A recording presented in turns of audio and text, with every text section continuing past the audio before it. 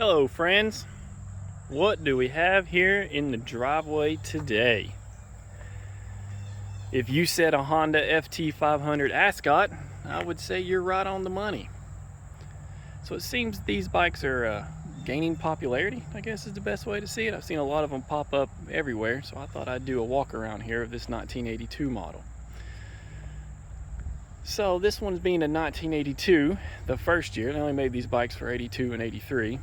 You could get any color you wanted as long as you got red or black. So the red one comes here with the silver and gray decal. If you got the black one, you got a red or orange decal. In 83, it's kind of the same story. Get any color you want as long as you got red or black. But they did change the graphics a little bit. The red one had a white and blue one, while the black one had a silver and red decal. I know, getting crazy. So these bikes are a lot of fun. I'm not sure where to start here, but they're 498cc single overhead cam, 4-valve, single piston bikes with an 8.6-to-1 compression. Some stuff did get borrowed from the XL500, and that's a good thing. Like the engine is counterbalanced, or has a counterbalanced shaft from the XL500, but is tuned for the highway with the single vacuum carburetor. It also got the XL500's tempered gears and chain. So one way you can always tell an 82 outside of the sweet graphics is the speedometer. So in 1982, the speedometer went to 85 miles an hour.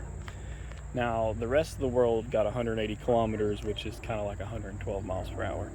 But in 83, the speedometer went to 120 miles an hour. So that's one dead giveaway. Also, while we're here, so I picked this up with just over 5,000 miles on it, and now it's got 6,413 miles on it.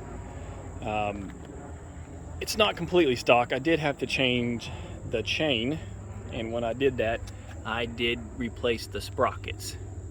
I also did the fork seals, and I did not change the pads, but I did change the brake fluid in the front and rear, which is another cool thing on these bikes. Yep, front disc up here, single piston caliper. But look back here in the back. We've also got a rear disc. Single piston caliper, but it's still a disc brake.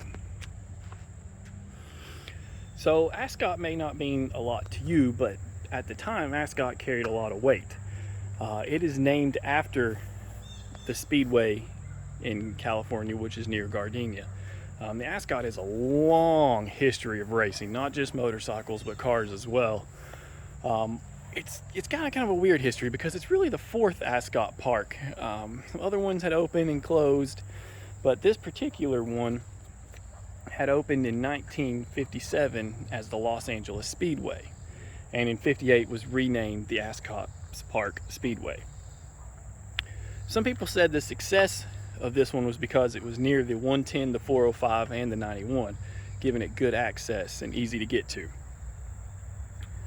Yeah, like I said, there's a lot of motorcycle racing and car racing went on there, and it hosted a ton of famous racers, even celebrities and stuff like that. Some of the stuff I was reading was pretty cool. Like Kenny Roberts said, "You can't say you're a motorcycle racer until you've ridden Ascot, and you can't say you're a champion motorcycle rider until you've conquered it." That's coming from King Kenny, so that's some bold words right there. Another person that's pretty famous that ties in with Ascot is Evel Knievel. Evel Knievel had raced at Ascot, but he had struck up a deal with the owner-promoter Aggie, and he was going to do some of his jumps there. Now, these weren't his first jumps. Obviously, he had done some back home and stuff like that, but this is where ABC's Wide World of Sports pick him up. And he's on national television now. And that's where his career really got launched, with the help of Ascot Speedway and ABC's Wide World of Sports.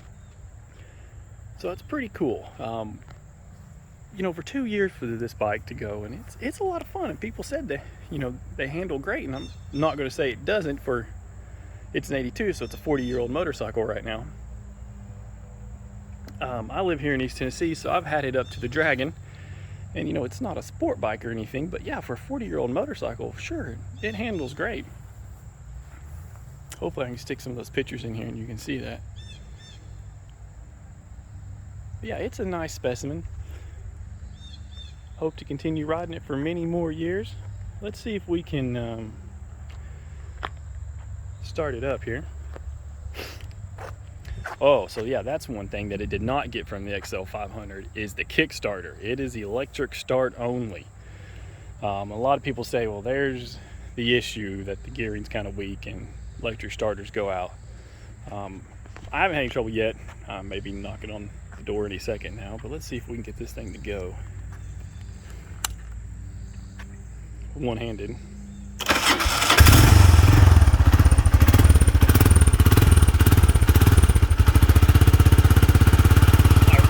I really like that black chrome pipe. There's a special name for it, but even the headers are that black chrome.